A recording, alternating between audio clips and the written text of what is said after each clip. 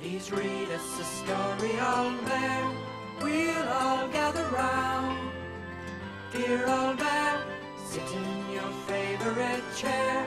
We'll sit all around, dear old bear.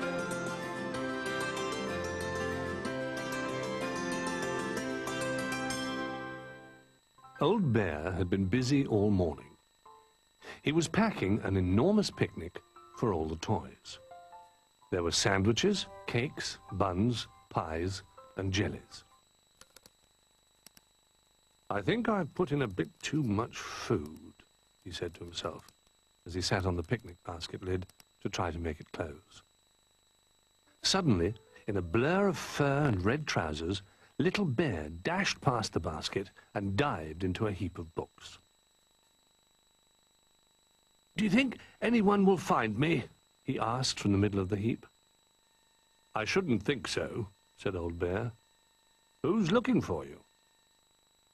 But before Little Bear could answer, the door flew open, and into the room ran Bramwell Brown, Duck, and Rabbit.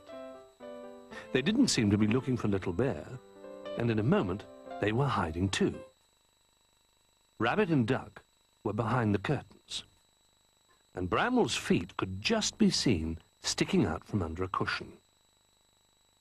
"We're playing hide and seek," explained the cushion in a Bramwell Brown sort of voice. "Did anyone see us hide?" "Only me," said Old Bear.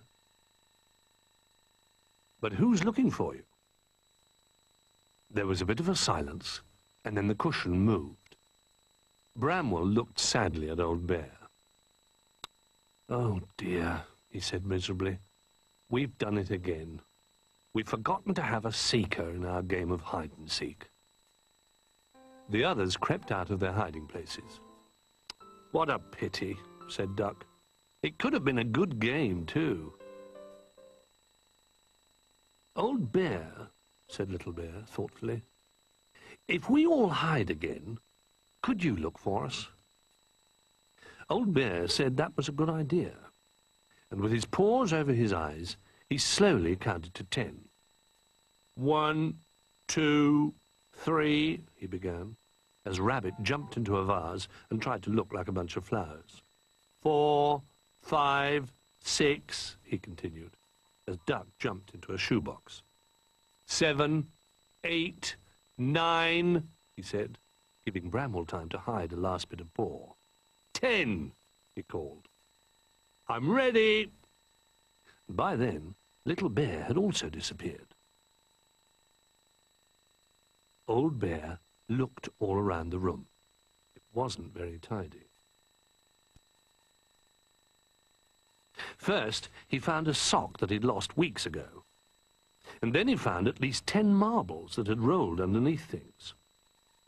He even found Cat, who wasn't really lost or hiding.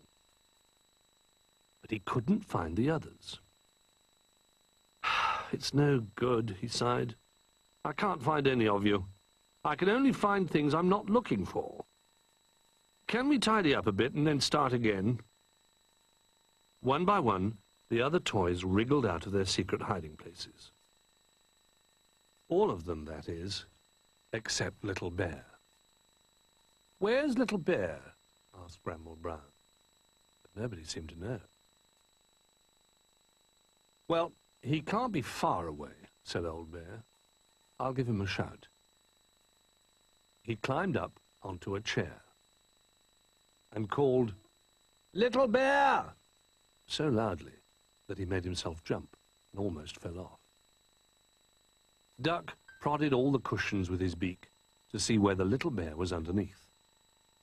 And Bramwell peered under the bed. "He could be under here," he said. "Well, I'm not going to look," said Duck. "It's dark and dusty." "Oh, I'll go," said Rabbit. "It'll be just like a tunnel, and I love tunnels." He was just about to dive under the bed when Bramwell grabbed him by the tail. "Wait a minute, Rabbit," he said. "I'll give you the end of this string, and then you won't get lost, because we'll all be on the other end." With the string tied round his middle, Rabbit bounded into the darkness. The others waited and watched. Suddenly, the string gave such a jerk that Duck fell on his beak. "He's here! He's here!" squeaked Rabbit. "I'm holding on to him. Can you pull us out?" All together, they pulled hard on the string, and out popped Rabbit, tail first, clutching not Little Bear, but a fluffy slipper. "Oh," said Duck, looking down at the slipper. "I don't think that's Little Bear." "Of course it's not," said Bramwell. "He never looked like that." "It felt like Little Bear," said Rabbit. "It's not your fault, Rabbit," said Old Bear kindly. "You were very brave to go in there on your own, and I'm sure Little Bear will turn up soon."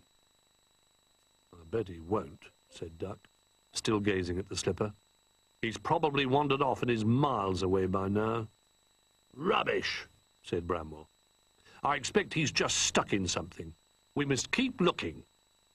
"I think we should make a poster saying, 'This bear is lost,' with a picture of Little Bear on it," said Old Bear. "Then all the toys will know who we're looking for." The animals all fetched the painting things, and Bramwell sat and painted a picture of a small bear in red trousers that did look quite a bit like Little Bear. There wasn't really enough room to write, "This bear is lost," so they just made him look a bit sad and hoped that everyone would know what it meant.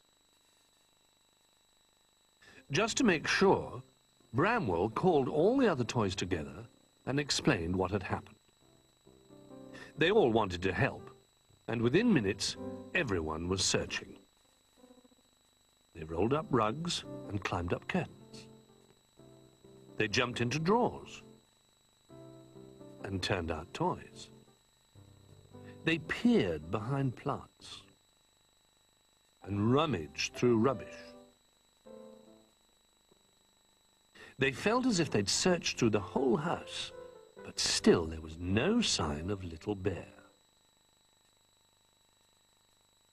"Phew, I'm tired," said Bramwell Brown. "And I'm hungry," said Duck. "Well," said Old Bear, "everyone has worked very hard, and I think we all deserve our picnic. When we've eaten, we'll start looking again." He led the way to the picnic basket that he'd packed in the morning and lifted the lid. "There," he said proudly. "What do you think of that?" The animals all peered inside, but what they saw was not what they'd expected to see. There, lying tucked up under a tea-cloth, fast asleep and looking very full, was Little Bear. "Well, well," gasped Bramwell Brown. We seem to have found a bear and lost a picnic," said Duck, staring at the crumbs that covered Little Bear. "It's a good thing I made too much then," said Old Bear. "There's still plenty left for us." Bramwell Brown lifted Little Bear out of the basket and gave him a big hug. "Come on, everyone," he called. "Picnic time." Carefully, they dragged the basket bumpety-bump down the stairs and out into the garden. There they had a wonderful feast, finishing every crumb in the basket. Then they stretched out in the sun to rest. "I know," said Little Bear, suddenly leaping to his feet. "Let's have another game of hide-and-seek." But there was no reply. Leaning against the tree and full of food, all the other toys were fast asleep.